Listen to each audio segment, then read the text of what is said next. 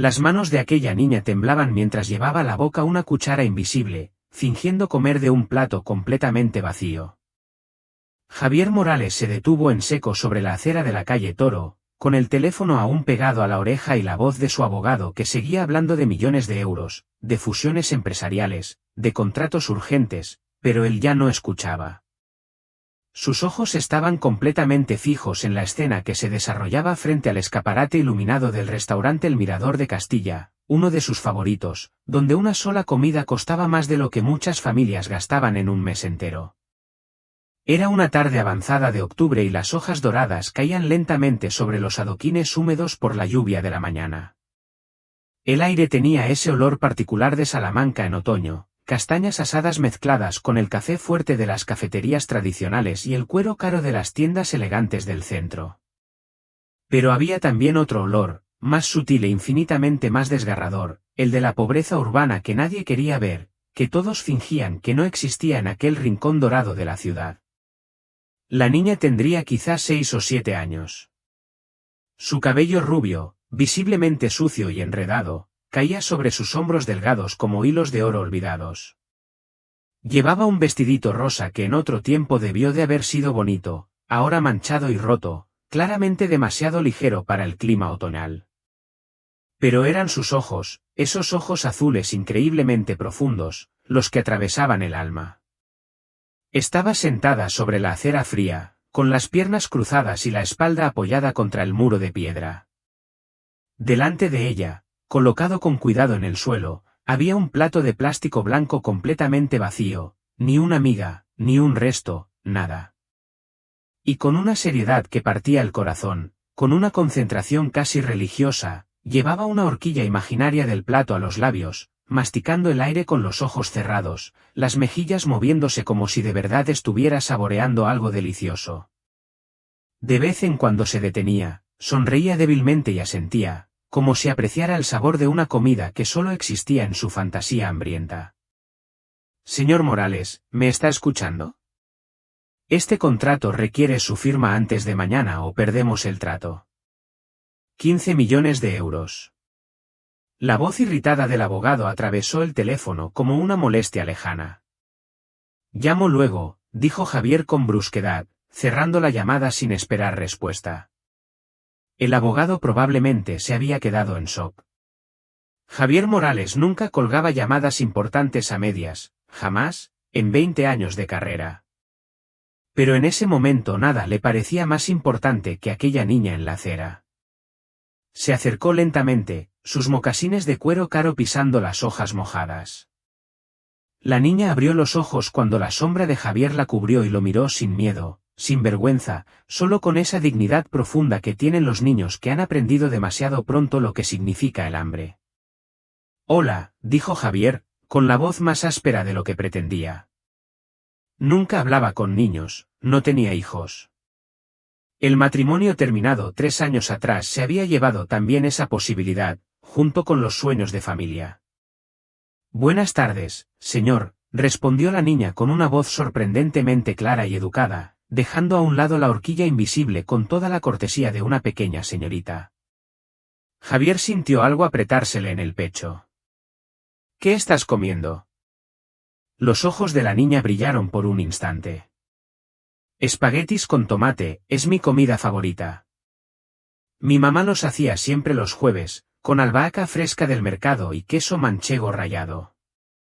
Usó el imperfecto, y esa elección gramatical golpeó a Javier como un puñetazo en el estómago. Y hoy es jueves, susurró él. Sí, señor, asintió la niña, sonriendo débilmente. Así que finjo que estoy comiendo espaguetis. Es menos difícil soportar el hambre cuando finges que es tu plato favorito, cuando intentas recordar el sabor, cuando imaginas que mamá todavía está en casa cocinando. Javier se agachó junto a ella, completamente indiferente al hecho de que su traje caro estuviera tocando la acera sucia. De repente, todas las reuniones del consejo, todas las fusiones empresariales, todos los contratos que llenaban sus días le parecieron ridículamente insignificantes. ¿Cómo te llamas? Lucía, dijo la niña con timidez. Luego añadió, Con una sabiduría desarmante, y usted es demasiado elegante para sentarse en el suelo. Su ropa cuesta más de lo que mi abuela gana en un año. Una sonrisa amarga cruzó el rostro de Javier. Me llamo Javier. ¿Dónde están tus padres? ¿Por qué estás aquí sola? La sonrisa desapareció. Lucía bajó la mirada hacia el plato vacío, sus deditos jugando nerviosamente con la horquilla imaginaria. Por un largo momento, Javier pensó que no respondería. Luego, con una voz tan baja que tuvo que esforzarse para oírla por encima del tráfico, dijo: Mamá está en el hospital desde hace 3 semanas, está muy enferma. Papá se fue cuando yo tenía 2 años. Nadie sabe dónde está. Tengo una abuela, se llama Carmen, pero trabaja todo el día, y yo vengo aquí cuando estoy sola. ¿Aquí, delante de este restaurante? Lucía asintió, los ojos llenándose de tristeza. Desde aquí se ve el interior. La gente parece tan feliz cuando come, y el olor que sale cuando se abre la puerta es precioso, señor Javier. Es casi como comer de verdad. Cierro los ojos e imagino que estoy ahí dentro, en una mesa con mantel blanco, con mamá sonriendo. Javier sintió crecer la rabia.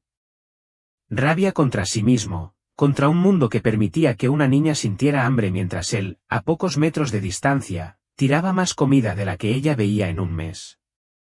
¿Por qué finges comer fuera? ¿Por qué no entras y pides algo?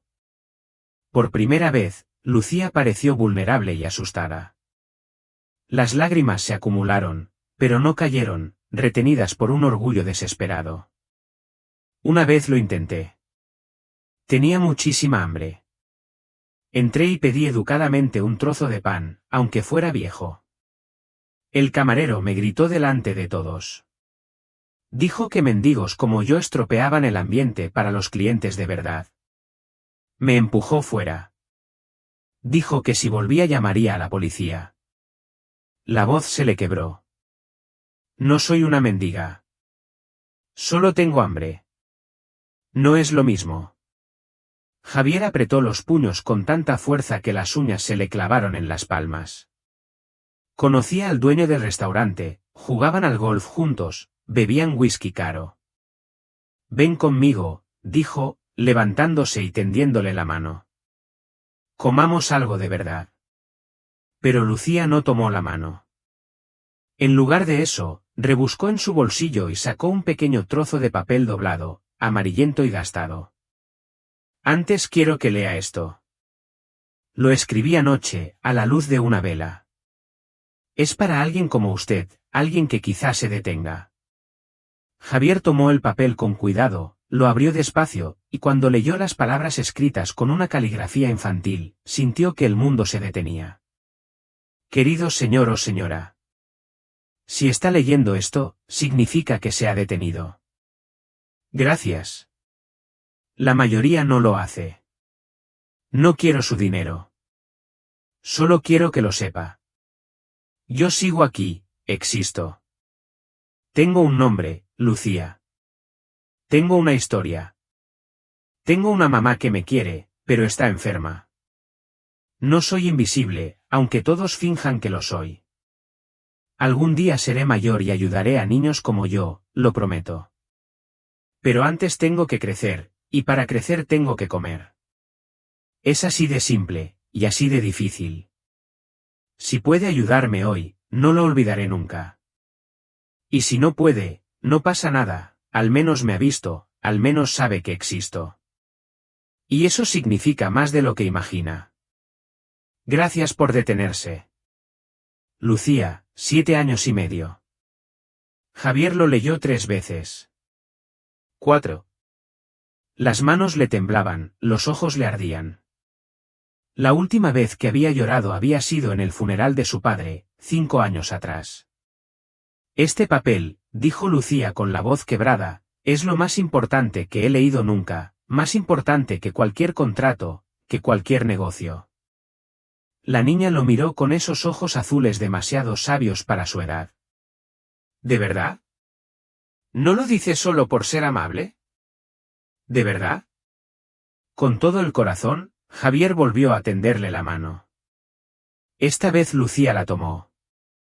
Su mano era tan pequeña, tan fría. Mientras la guiaba hacia el restaurante, Javier sintió algo dentro de sí romperse y recomponerse al mismo tiempo. Las puertas de cristal se abrieron con un silbido elegante, liberando calor, luz y el aroma de comida real. Lucía apretó con más fuerza la mano de Javier. «¿Todo está bien?», le susurró. «Estás conmigo ahora. Nadie te hará daño». El encargado del restaurante los vio entrar, sus ojos se abrieron de par en par al ver a Lucía. El disgusto apareció en su rostro. «Señor Morales, qué placer verlo, pero me temo que la niña no puede». Javier lo interrumpió con una voz fría que hizo que el hombre se quedara paralizado. «Es mi invitada personal y quiero la mejor mesa que tengan». Silencio absoluto. Todos los clientes elegantes se giraron a mirar. Pero Javier no apartó la mirada. Sujetaba con firmeza la mano de Lucía y la guiaba entre las mesas como si fuera la persona más importante del mundo, porque en ese momento, para él, realmente lo era. La mesa de la esquina del restaurante El Mirador de Castilla tenía una vista perfecta a la Plaza Mayor de Salamanca a través de los grandes ventanales panorámicos. Las luces de la plaza histórica brillaban como 1000 diamantes contra el cielo otoñal que se oscurecía rápidamente, transformando la arquitectura antigua en algo casi mágico. Pero Javier Morales no miraba aquella vista por la que muchos clientes pagaban un suplemento. Sus ojos estaban totalmente fijos en Lucía, sentada frente a él en la lujosa silla de terciopelo burdeos, tan pequeña y frágil que sus piernas colgaban sin tocar el suelo de mármol pulido, balanceándose suavemente en el aire. El encargado había traído los menús con las manos temblando imperceptiblemente, lanzando miradas nerviosas a los otros clientes, que seguían observándolos con una curiosidad morbosa mezclada con una desaprobación abierta. Los susurros se propagaban de mesa en mesa como ondas concéntricas, creciendo en intensidad y en tono escandalizado.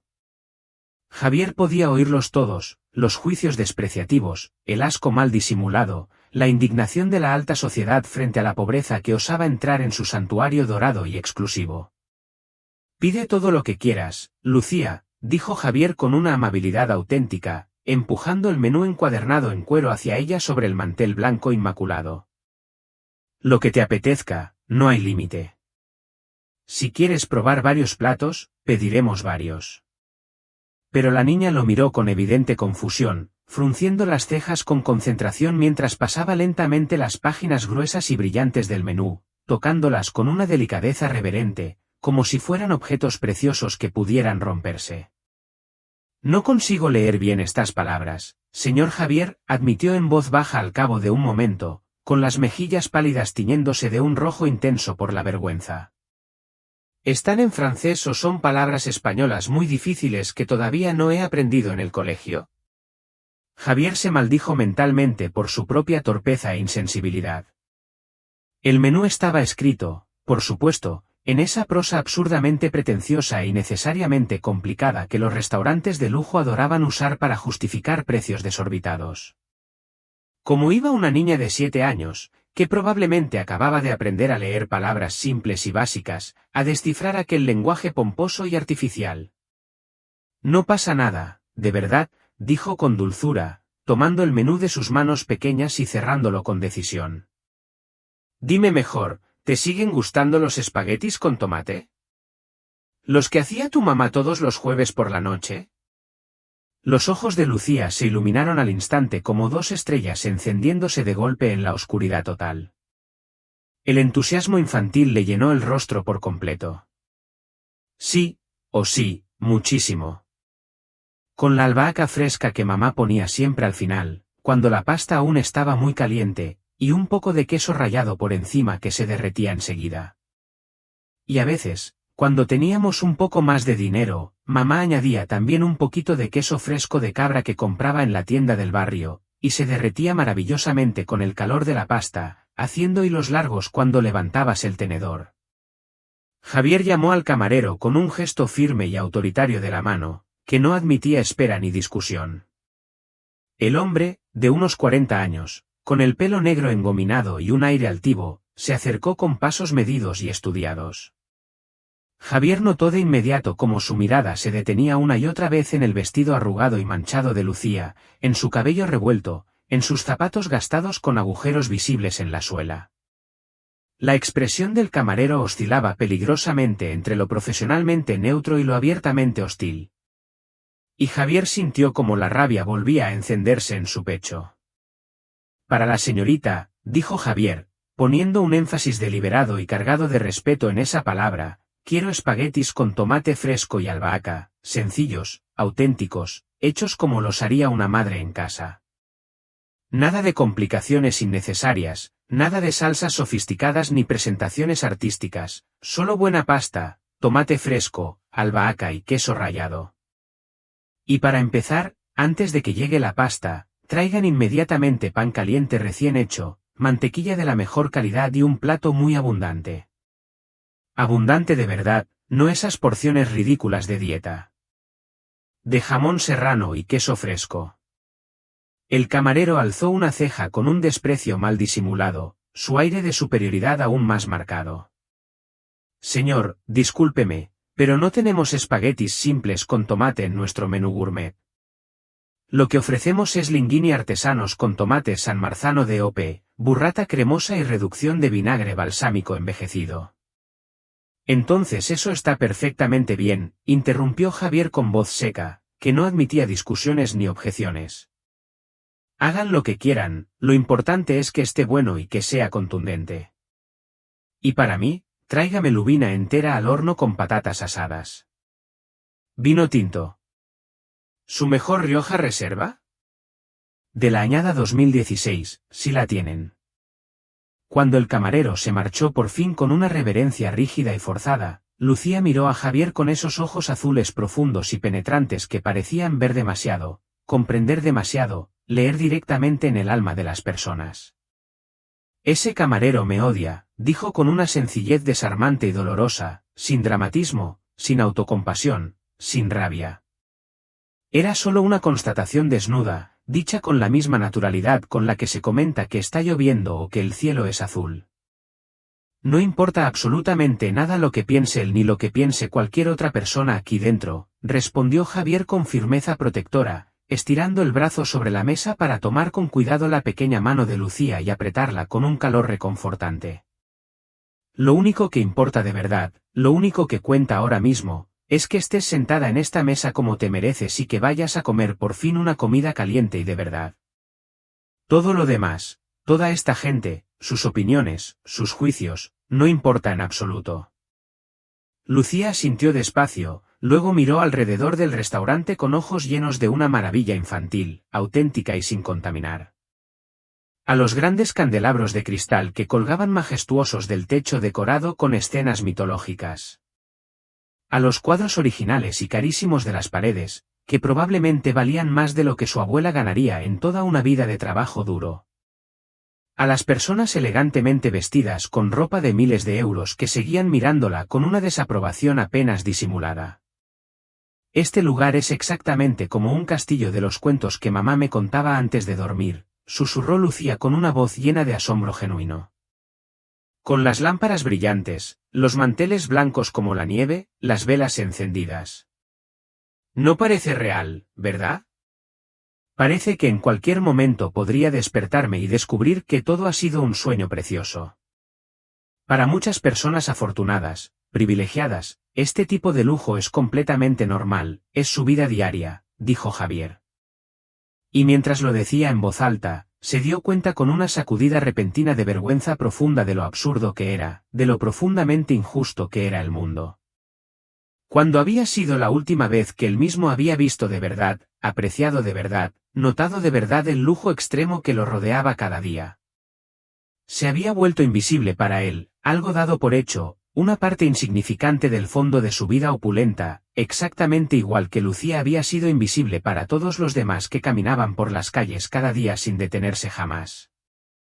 El pan llegó en ese momento preciso, una cesta de mimbre trenzada a mano, llena hasta el borde de hogazas y panecillos recién horneados, aún calientes, que desprendían un aroma casi celestial. Había picos crujientes, panecillos suaves cubiertos de semillas de sésamo doradas, un plato con mantequilla de color amarillo intenso y una tabla de madera con generosas lonchas de jamón serrano que parecían derretirse con solo mirarlas, junto a trozos cremosos de queso fresco que aún rezumaban su suero. Lucía miró toda aquella comida como si le hubieran puesto delante un tesoro incalculable descubierto en una cueva secreta. Los ojos se le abrieron por completo.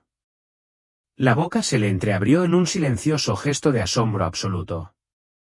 Cuando Javier le hizo un gesto cálido y alentador con la mano, invitándola a servirse sin timidez, ella tomó un panecillo con sus dos manos pequeñas, con una delicadeza reverencial, como si fuera algo increíblemente valioso y frágil que pudiera romperse en mil pedazos o desaparecer en el aire si no lo trataba con extremo cuidado. El primer mordisco fue un momento de felicidad pura, absoluta y conmovedora. Lucía cerró los ojos con fuerza y una sola lágrima, perfecta como una perla, resbaló muy lentamente por su mejilla pálida, dejando un rastro brillante. «Está caliente», dijo con una maravilla en la voz temblorosa que habría roto el corazón incluso al observador más cínico. «El pan está todavía caliente, recién hecho». No comía pan caliente desde hace tanto tiempo que ya no recuerdo cuándo fue la última vez. Quizá hace un año, o incluso más. La abuela solo compra pan viejo rebajado en el supermercado por la noche, el que van a tirar al día siguiente. Javier tuvo que girarse bruscamente hacia la ventana panorámica durante un largo instante cargado de tensión emocional, fingiendo estar profundamente interesado en las luces doradas de la Plaza Mayor brillando en la noche, mientras en realidad luchaba con cada fibra de su ser para mantener un mínimo control sobre unas emociones arrolladoras que amenazaban con derrumbarlo allí mismo, con hacerlo llorar como no lo hacía desde hacía años. ¿Cómo había podido vivir 38 largos años, caminar por las mismas calles, respirar el mismo aire y no ver nunca, de verdad, nada de todo aquello? Cuánto dolor silencioso, cuánta dignidad sufrida y escondida, cuánta desesperación callada había pasado por alto cada día mientras corría frenéticamente de una reunión a otra, de un negocio multimillonario al siguiente, sin detenerse jamás, sin mirar nunca a su alrededor. «Lucía», dijo cuando por fin logró controlar mínimamente la voz y se volvió hacia ella. «Háblame más de tu mamá, por favor. Cuéntamelo todo. ¿Cómo se llama exactamente? ¿Cómo era antes de enfermar? ¿Qué le gustaba hacer?» La niña dejó el pan con un cuidado extremo, casi reverencial, y se limpió delicadamente la boca con la servilleta de lino blanco, pesada y suavísima, imitando con una precisión sorprendente los buenos modales que debía de haber observado en los clientes elegantes a su alrededor. «Mi mamá se llama Isabel. Isabel Morales es muy guapa, ¿sabe, señor Javier? De verdad, muy guapa. Tiene el pelo rubio, como el mío, pero mucho más largo. Le llegaba casi hasta la cintura, y tiene los mismos ojos azules, esos que parecen mirar dentro del alma. Todos los que nos ven juntas dicen siempre que somos prácticamente idénticas, como dos gotas de agua. Aunque ahora mamá se ha quedado muy delgada por culpa de la enfermedad y casi se le ha caído todo el pelo por las medicinas tan fuertes que le dan en el hospital para intentar frenar el tumor. Pero para mí será siempre, la persona más bonita del mundo entero.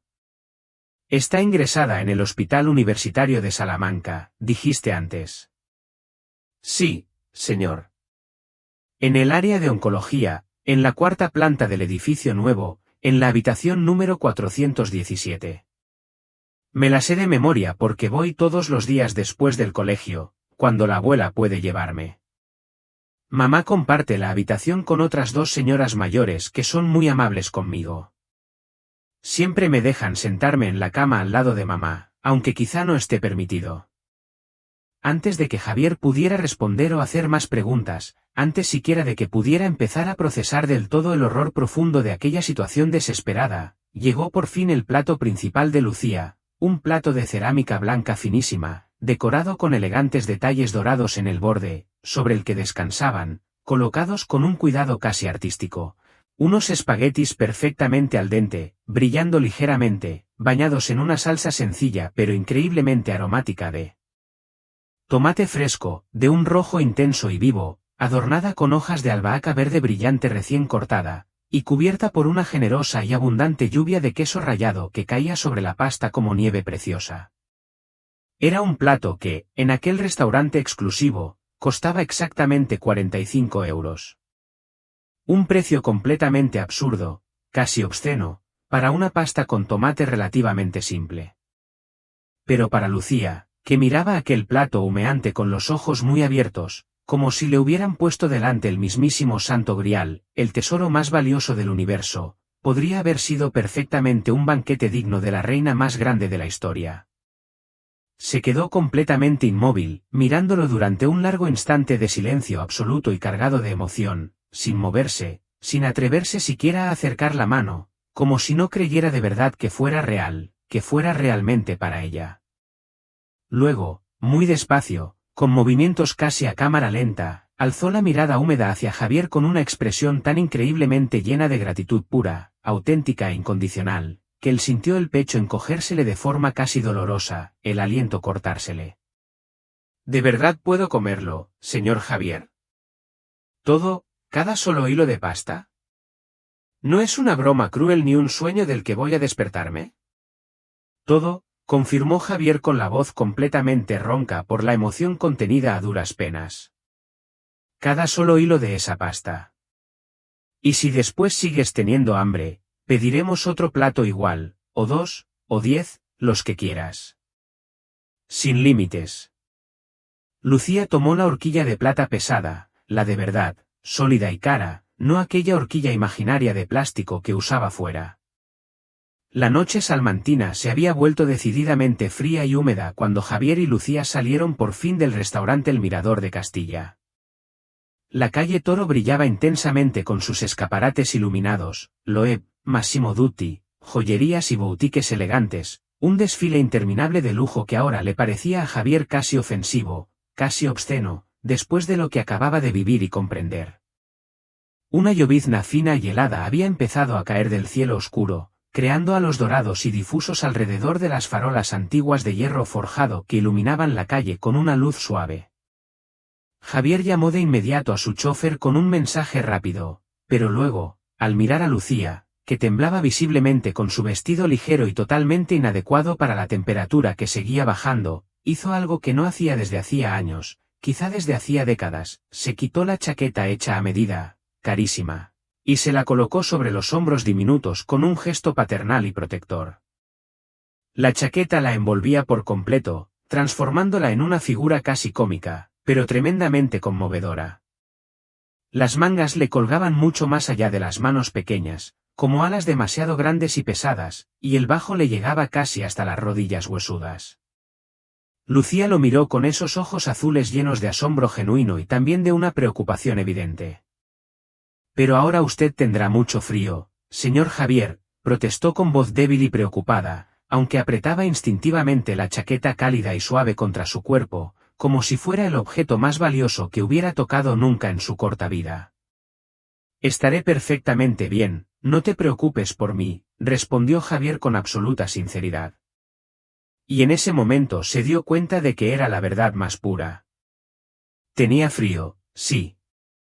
La camisa blanca de seda fina no era suficiente contra la noche otoñal húmeda y cortante, pero al mismo tiempo se sentía más vivo, más presente, más conectado con el mundo de lo que se había sentido en años de existencia anestesiada y distante. El chofer de Javier, Manuel García, un hombre robusto y cordial de unos 60 años, con el pelo gris espeso y bigote característico, que trabajaba para él con lealtad incondicional desde hacía ya 10 largos años, llegó exactamente 5 minutos después conduciendo el Mercedes clase S, negro, brillante e impecable bajo las farolas. Abrió los ojos de par en par al ver a Lucía junto a su jefe, la sorpresa claramente visible en su rostro expresivo, pero no dijo absolutamente nada, ni hizo una sola pregunta. Conocía lo suficiente a Javier Morales. Con los años había aprendido a leer perfectamente sus silencios y sus expresiones, y comprendió de inmediato que aquella no era una noche normal, ni una situación para comentar a la ligera o cuestionar con curiosidad inapropiada. Hospital Universitario de Salamanca, Manuel, ordenó Javier con voz firme mientras se acomodaban en el asiento trasero de cuero color crema. Lo más rápido posible, teniendo en cuenta el tráfico, pero conduce con toda la prudencia y atención. Enseguida, señor Morales, respondió Manuel. Enseguida, señor Morales, respondió Manuel, con su acento marcado del sur que aún conservaba después de tantos años en Salamanca, mientras introducía rápidamente la dirección exacta en el sofisticado sistema de navegación integrado. Durante el trayecto a través de la ciudad, desde las calles más elegantes y comerciales del centro histórico hasta los barrios progresivamente más humildes y vividos que rodeaban la zona del hospital, Lucía siguió contando su historia personal con una voz extrañamente calma y controlada, una voz que ocultaba, como un velo demasiado fino y transparente, años enteros de sufrimiento silencioso, de dignidad desesperada mantenida contra toda probabilidad, de una madurez forzada que nunca debería pertenecer a un niño. Su padre, Miguel Morales, había sido albañil, un hombre físicamente fuerte que trabajaba duramente en las obras bajo el sol abrasador del verano y el frío cortante del invierno. Había abandonado a la familia de forma repentina cuando Lucía acababa de cumplir 2 años, desapareciendo literalmente sin dejar rastro, sin una explicación comprensible, sin una sola palabra de despedida, sin volver a dar señales de vida jamás. Nadie sabía realmente dónde había acabado. Si se había rehecho la vida en otro lugar con otra mujer, si había emigrado a otro país en busca de un trabajo mejor, si siquiera seguía con vida, simplemente se había desvanecido como humo en el aire. Su madre, Isabel, se había visto obligada entonces a trabajar sin descanso como dependienta en una pequeña tienda de ropa barata cerca de la caótica estación, haciendo turnos absolutamente agotadores que a menudo llegaban a 10 o 12 horas seguidas al día, 6 días a la semana. Apenas logrando mantener a flote a su hija y a la abuela Carmen en un apartamento diminuto de solo 2 habitaciones en el barrio de Pizarrales, uno de los más difíciles y castigados de la ciudad. Mamá siempre cantaba, dijo Lucía durante el viaje. Su voz se suavizó, llenándose de una nostalgia dulce al recordar, y sus ojos se volvieron lejanos, nublados. Incluso cuando estaba agotada, cuando volvía a casa con los pies tan hinchados de estar de pie todo el día que casi no podía caminar, incluso cuando el dinero no alcanzaba ni para comprar un paquete normal de pasta, siempre cantaba. Cantaba canciones antiguas de cuando ella era niña. Canciones populares que le había enseñado su madre, mi abuela. O Sole Mio era su favorita absoluta. La cantaba siempre. Siempre mientras cocinaba los espaguetis con tomate los jueves por la noche, esa noche especial de la semana que yo esperaba con tantas ganas. El Hospital Universitario de Salamanca se alzó imponente ante ellos tras unos 20 minutos de trayecto entre el tráfico aún denso de la tarde. Un complejo hospitalario grande y laberíntico, formado por edificios modernos de cristal y hormigón mezclados con estructuras más antiguas y desgastadas, todo iluminado por una luz artificial amarillenta y fría que hacía que el conjunto pareciera ligeramente espectral, casi irreal, como una escena de película. Javier notó de inmediato cómo Lucía se tensaba por completo a medida que se acercaban. Su pequeño cuerpo se estiró visiblemente, como una cuerda de violín tensada al máximo. No me gustan nada los hospitales, admitió con una voz pequeña y vulnerable, casi infantil por primera vez aquella noche. Siempre huelen raro, fuerte, un olor que no se me va de la nariz ni siquiera cuando salgo. A medicinas, a desinfectante y a tristeza. Y todos dentro parecen siempre muy tristes, incluso cuando intentan sonreír y fingir que están bien. Lo sé, cariño, lo sé, dijo Javier con infinita ternura, tomando su mano helada y apretándola con un calor protector. A mí tampoco me gustan los hospitales. También me ponen triste. Pero hoy, esta noche, estás aquí por una razón muy hermosa e importante, para ver a tu mamá y, sobre todo, para darle por fin la noticia más bonita, la más maravillosa que haya recibido nunca en toda su vida difícil. Entraron juntos por la puerta automática principal del hospital, donde el olor intenso y casi opresivo de desinfectante industrial y medicamentos se mezclaba extrañamente con el aroma mucho menos noble del café barato y amargo de una máquina automática medio averiada en el vestíbulo. Las enfermeras cansadas del turno de noche, sentadas detrás del largo mostrador de admisión, los observaron pasar con una curiosidad evidente. El hombre elegantísimo, con camisa blanca de seda y corbata de marca que probablemente costaba más que su salario mensual, y la niña pequeña y desaliñada con una chaqueta enorme que la envolvía por completo, caminaban de la mano como padre e hija. Oncología. Cuarta planta, dijo Lucía con una voz que conocía demasiado bien aquel recorrido, guiando a Javier con seguridad adquirida por los pasillos largos y blancos que parecían todos iguales. Las paredes, pintadas de un verde pálido institucional que pretendía ser tranquilizador, solo conseguían resultar profundamente deprimentes. Se detuvieron frente a una puerta con el número 417 en cifras metálicas. Lucía dudó visiblemente, con la mano suspendida en el aire antes de llamar. ¿Y si mamá me pregunta dónde he estado esta noche? Esta mañana le dije que después del colegio iría directamente a casa de la abuela para ayudarla a limpiar, pero en lugar de eso he ido a fingir que comía delante del restaurante. Dirás simplemente la verdad, dijo Javier con dulzura, pero con firmeza. Que conociste a alguien que de verdad quería ayudar, alguien que se detuvo cuando todos los demás pasaban de largo sin mirar. Empujaron la puerta con cuidado y entraron en silencio. La habitación era pequeña y estrecha, con 3 camas de hospital separadas por cortinas verdes finas que solo ofrecían una ilusión de privacidad. La cama más cercana a la ventana, la que tenía la mejor vista al patio interior del hospital, era la de Isabel Morales. Incluso desde lejos, incluso en la penumbra suave de la habitación iluminada solo por una lámpara de mesilla, Javier pudo ver claramente que Isabel había sido una mujer hermosa, exactamente como Lucía había dicho con tanto orgullo.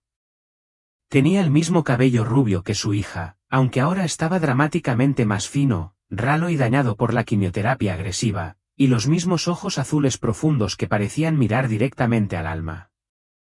Pero su rostro estaba terriblemente marcado por la enfermedad, las mejillas hundidas, la piel pálida como la cera, casi translúcida. Estaba despierta, sentada parcialmente con la espalda apoyada en varios cojines blancos, leyendo despacio un libro infantil de tapas coloridas, probablemente preparándose para leérselo a Lucía. Cuando vio a su hija entrar, su rostro devastado se iluminó al instante con una sonrisa radiante que pareció borrar mágicamente años de dolor y sufrimiento. «Lucía, amor mío», susurró con una voz débil pero llena de amor infinito, abriendo los brazos delgados en un gesto de acogida. Lucía corrió literalmente hacia ella, casi volando, y subió con naturalidad a la cama estrecha, con la práctica de quien lo había hecho 1000 veces antes. Se abrazaron con fuerza, desesperadamente, y Javier tuvo que apartar la mirada durante un largo instante. Aquella escena de amor materno puro e incondicional era demasiado intensa, demasiado privada, demasiado sagrada para observarla sin sentirse un intruso.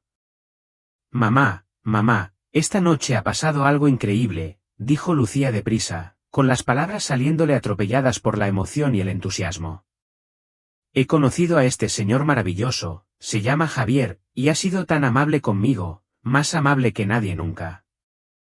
Me ha llevado a comer a un restaurante precioso, de verdad precioso, como en las películas, con lámparas enormes de cristal y velas en todas las mesas, y la pasta estaba caliente y tenía mucho queso por encima, y el pan estaba recién hecho».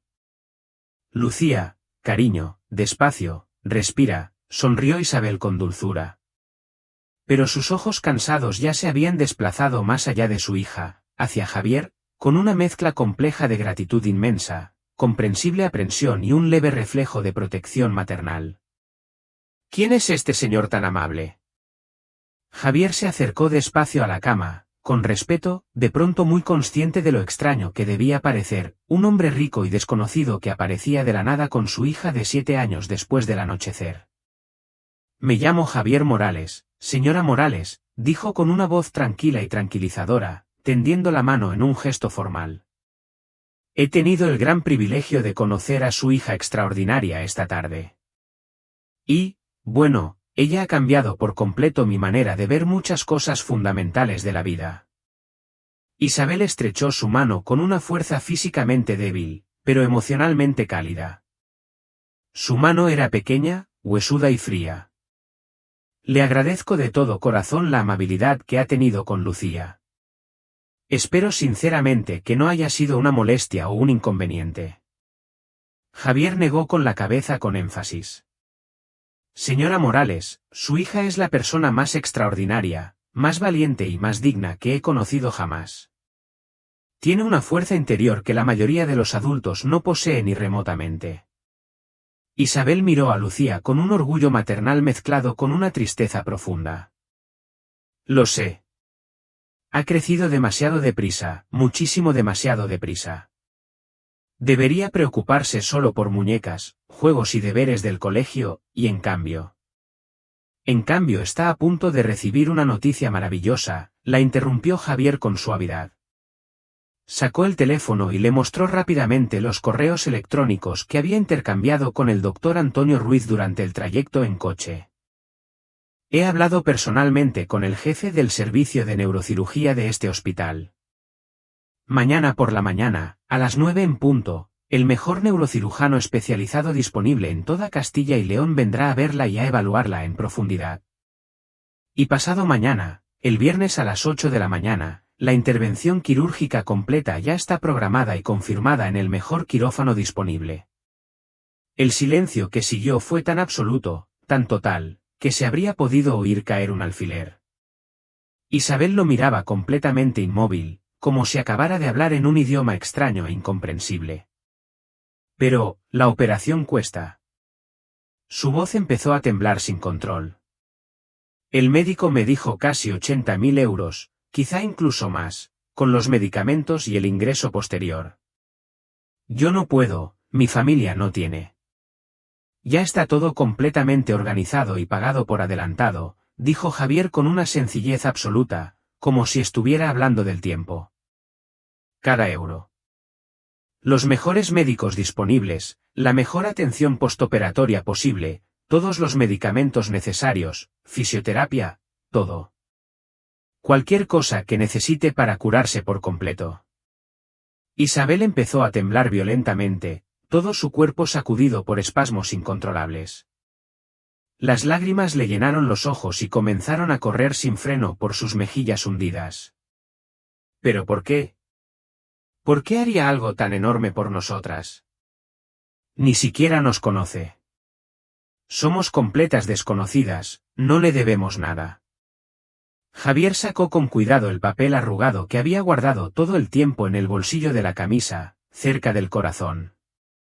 Lo desplegó despacio y se lo entregó a Isabel con las manos ligeramente temblorosas. Su hija me dio esto hoy. Léalo, por favor. Isabel lo leyó muy despacio, con una atención total.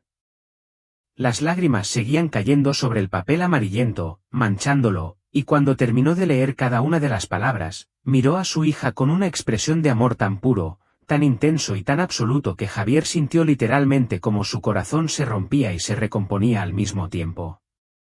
«Lucía», susurró Isabel con la voz rota. «¿Has escrito tú este papel tan bonito?» Lucía asintió tímidamente. «Quería que alguien supiera que estamos aquí, mamá. Que existimos también». Isabel la estrechó con fuerza, desesperadamente, y durante un larguísimo momento no hubo palabras, solo madre e hija abrazadas mientras el mundo parecía transformarse a su alrededor. Luego Isabel se volvió hacia Javier, los ojos aún llenos de lágrimas. «No sé ni siquiera cómo darle las gracias como merece. No sé si gracias es una palabra suficiente, lo bastante grande». «No hace falta que me dé las gracias», dijo Javier con firmeza.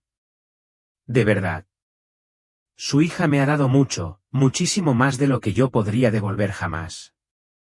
Se quedaron hablando durante casi una hora entera.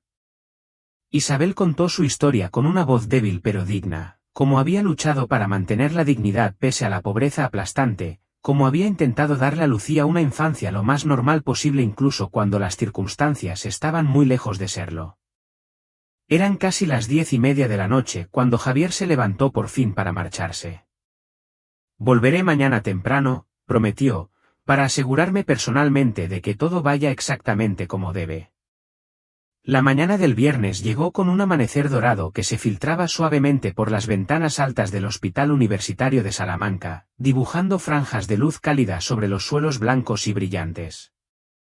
Javier estaba allí desde las 5 de la mañana, sentado en la sala de espera quirúrgica de la cuarta planta junto a Lucía y Carmen Morales, la abuela, a la que por fin había conocido la noche anterior. Carmen era exactamente como Javier la había imaginado a partir de las descripciones de Lucía, una mujer de unos 70 años, con el pelo completamente gris recogido en un moño apretado y ordenado, las manos visiblemente ásperas y callosas por el trabajo de toda una vida, ropa sencilla pero limpísima y digna.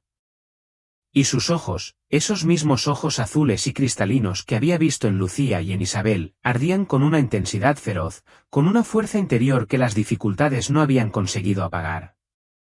Lucía dormía profundamente apoyada en el hombro de Javier, completamente agotada por la tensión emocional de los últimos días, aún envuelta en su chaqueta, que ya consideraba prácticamente suya.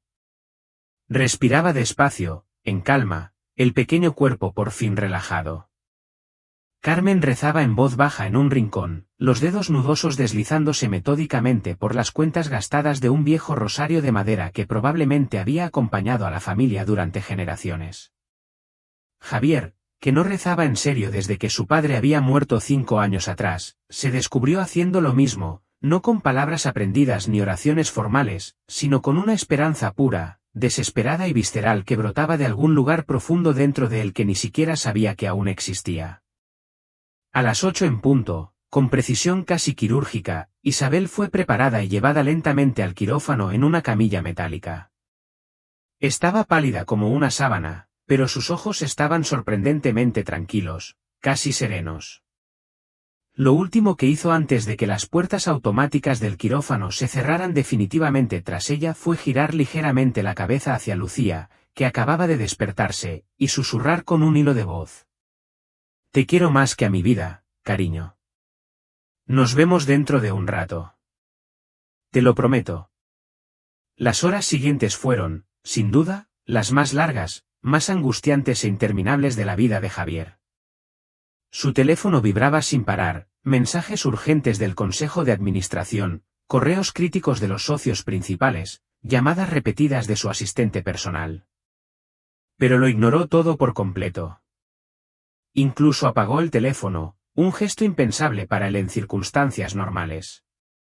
Por primera vez en 20 años exactos de carrera obsesiva, Javier Morales no era un director ejecutivo, no era un hombre de negocios, no era un millonario. Era simplemente un ser humano que esperaba, que deseaba con cada fibra de su ser, que rezaba desesperadamente por una familia que había conocido apenas 2 días antes, pero a la que ya amaba profundamente, como si fuera la suya. Lucía se despertó del todo al cabo de aproximadamente 1 hora, con los ojos aún somnolientos pero llenos de un miedo visceral. ¿Ha pasado mucho tiempo?, preguntó con voz pequeña y temblorosa, aferrándose al brazo de Javier.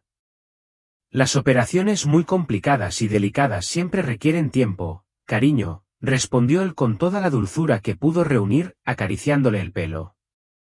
Los mejores médicos están haciendo absolutamente todo lo posible por tu mamá. ¿Y si algo sale terriblemente mal? La voz de Lucía se quebró peligrosamente, las lágrimas empezando a formarse. ¿Y si mamá no lo consigue? ¿Y si no la vuelvo a ver nunca? Tu mamá es increíblemente fuerte, dijo Carmen con firmeza, dejando un momento el rosario para tomar la mano de su nieta. Fuerte, exactamente como tú. Y tiene al mejor equipo médico de toda la región cuidando de ella ahora mismo. Para distraer a Lucía de la angustia creciente, Javier empezó a contar historias de su propia infancia, historias que no contaba a nadie desde hacía años, quizá desde hacía décadas. Le habló de su padre, un mecánico sencillo y honesto, con las manos siempre manchadas de grasa pero el corazón más puro del mundo, que lo llevaba a su pequeño taller cada domingo por la mañana y le enseñaba pacientemente que el verdadero valor de una persona nunca se medía por el dinero en el banco, sino por la bondad que llevaba en el corazón y la compasión que mostraba a los demás. Mi padre siempre decía, contó Javier, con la voz suavizándose por el recuerdo, Javier, puedes tener todo el dinero del mundo, pero si no tienes compasión, si no ves a las personas que te rodean, si no te detienes nunca a ayudar a alguien que lo necesita, entonces eres el hombre más pobre que existe. He olvidado esas palabras durante demasiado tiempo, demasiado. Pero tú, Lucía, me las has recordado. A las 2:15 de la tarde, después de 6 horas y 15 minutos interminables de espera angustiosa, las pesadas puertas metálicas del quirófano se abrieron por fin con un siseo. El doctor Antonio Ruiz salió despacio, aún con la bata quirúrgica verde y la mascarilla parcialmente bajada. Su expresión era seria y profesional, pero sus ojos brillaban con claridad. La operación ha sido un éxito completo, total, anunció con voz cansada pero satisfecha. Carmen se dejó caer literalmente en la silla más cercana, rompiendo a llorar con sollozos de puro alivio. Hemos conseguido extirpar todo el tumor con márgenes limpios. La señora Morales deberá afrontar todavía quimioterapia de consolidación y radioterapia en las próximas semanas, y la recuperación será larga y exigente, pero el pronóstico es excelente, muy optimista. Con toda probabilidad, su hija vivirá. Lucía miró a Javier con aquellos enormes ojos azules brillando de lágrimas de alegría pura y absoluta. No dijo nada, no hacía falta. Javier lo entendió todo en esa mirada. ¿Significa que mamá va a estar bien?, preguntó por fin Lucía con un hilo de voz. ¿De verdad bien? ¿Que volverá a casa con nosotras?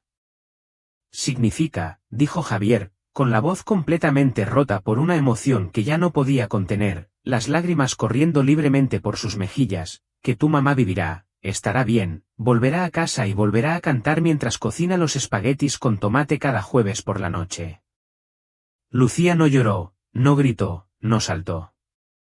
Hizo algo infinitamente más profundo y significativo, se acercó despacio a Javier, tomó con cuidado su mano derecha y la mano izquierda de su abuela Carmen, y las unió con un gesto solemne. Ahora somos una familia, dijo con una certeza absoluta, con esa sabiduría antigua que solo poseen los niños verdaderamente especiales. No una familia normal, quizá no una familia de sangre, pero una familia de verdad. Una familia elegida con el corazón. Y en ese instante preciso, en aquella sala de espera del hospital que olía a desinfectante y a esperanza cumplida, Javier Morales comprendió por fin, de verdad y en lo más profundo, qué significaba ser rico. No tenía nada que ver con millones en el banco, ni con empresas, ni con coches caros o casas de lujo. Ser rico significaba esto, tener personas a las que amar y que te amaran, tener un propósito más allá del beneficio, tener la posibilidad de cambiar una vida y elegir hacerlo. Fin.